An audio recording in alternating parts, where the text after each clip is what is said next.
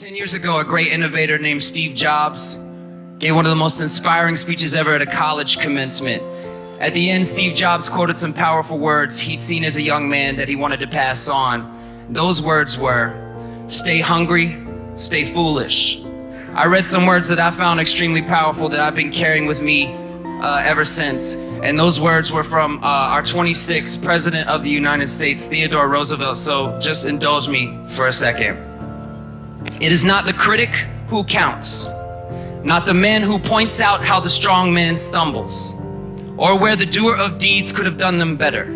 The credit belongs to the man who is actually in the arena, whose face is marred by dust and sweat and blood, who strives valiantly, who errs, who comes short again and again, because there is no effort without error and shortcoming, but who does always actually strive to do the deeds, who knows great enthusiasms, the great devotions, who spends himself in a worthy cause, who at the best knows in the end the triumph of high achievement, and who at the worst, if he fails, at least fails while daring greatly, so that his place shall never be with those cold and timid souls who neither know victory nor defeat. You come from the working class background that I come from. I feel guilty at 10 to 5 if I'm not in the office. I know that might sound strange to you, but there's a work ethic that I have to be half dead not to go to work.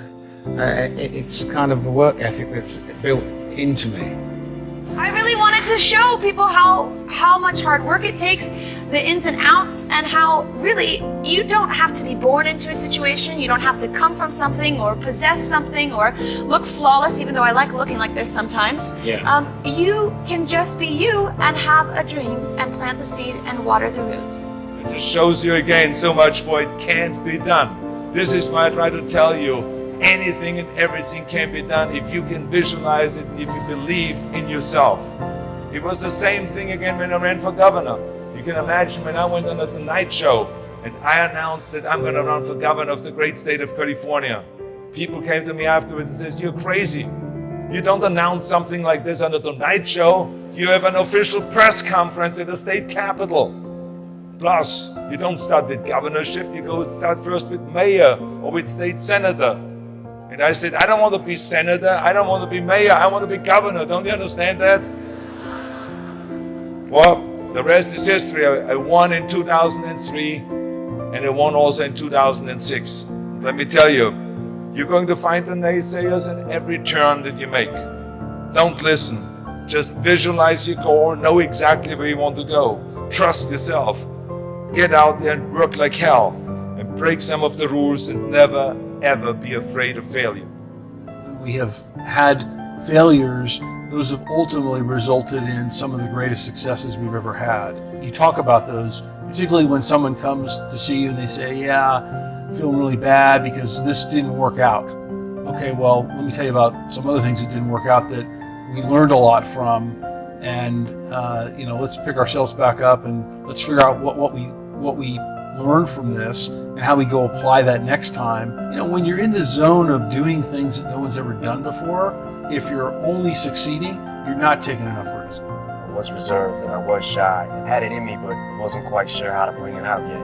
I wanted people to hear me so bad, and I wanted to do my bit, but it was like, them jitters and them, I'm scared, I'm not scared. That whole struggle and everything, especially early on for me, which I love being on stage and stuff like that. Once I got a mic, I was cool, but it was that prompting me to do it and get up there and not be scared to grab that and just rock. I feel like anybody can do anything they set their mind to. It depends on how bad you want it, and I wanted to do it. At this stage in my life, I don't feel like there's too much that I can't do. I don't mean to sound cocky enough, but if I really, really want to do it, I don't give up that easy. The other thing he told me was when I was struggling a lot in those times, I said, बड़ा संघर्ष है जीवन में. So he said, जब तक जीवन है तब तक संघर्ष है. I used to tell him, that life is a struggle. And he used to say, so long as there is life, there is going to be struggle. I think if we accept this factor, that your life is never going to be easy, something or the other is going to happen. So rather than sit in some kind of despondency on that, be aware that tomorrow is another challenge, is another day, which could turn out to be profitable, which may not, but eventually there will be another day when you can start trying all over again. And you're at home watching and you're being called weird, or you're being called different, or whatever the hell you're being called, I'm here tonight to tell you, your critics do not count. Their words will fade. You won't.